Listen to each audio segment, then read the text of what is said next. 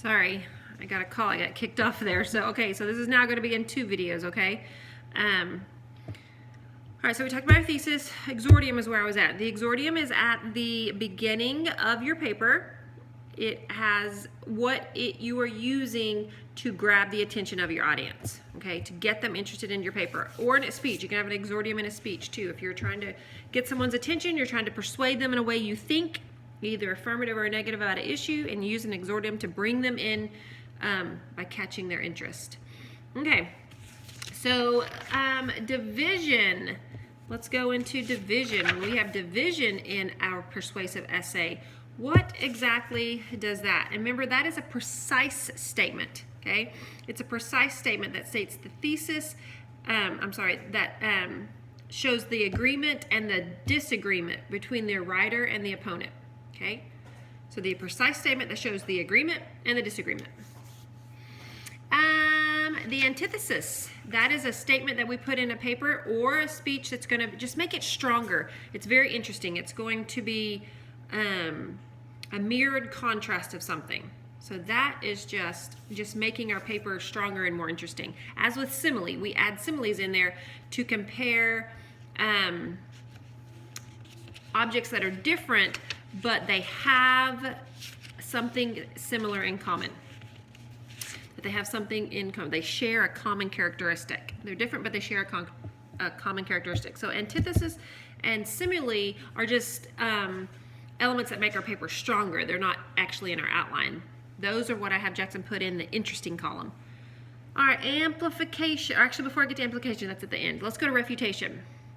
Okay, refutation, we now have an entire new section in our outline that's going to contain that. And that is when I, as the writer, or you as the writer, I'm looking at my opponent and I'm trying to think what they're thinking. Okay, what are they about to refute my my argument with? So I think of a couple of arguments that they possibly could have with my thesis. Okay, then I show those each the inadequacy of those.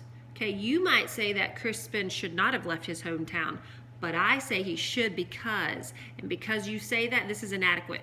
This is why I think that's inadequate, why I think he should have left. You may say this, but I'm going to show why that's inadequate. So that's a refutation.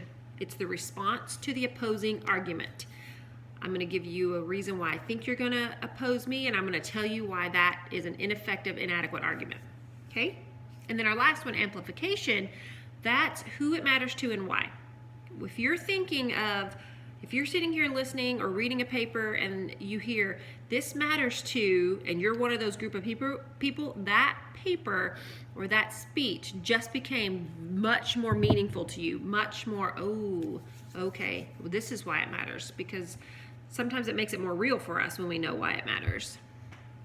All right, so those are our elements that I want you to be able to have in an exercising part of your brain, that you can be able to put those in your own words, because you're going to see those on Blue Book. That's a hint.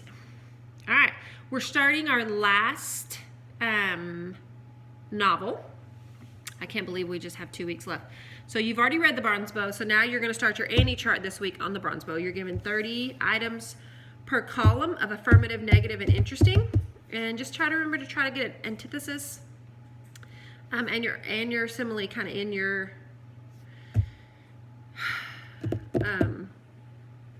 interesting column. And I just remembered I didn't have this one. Let me write this one in there. Circumstance.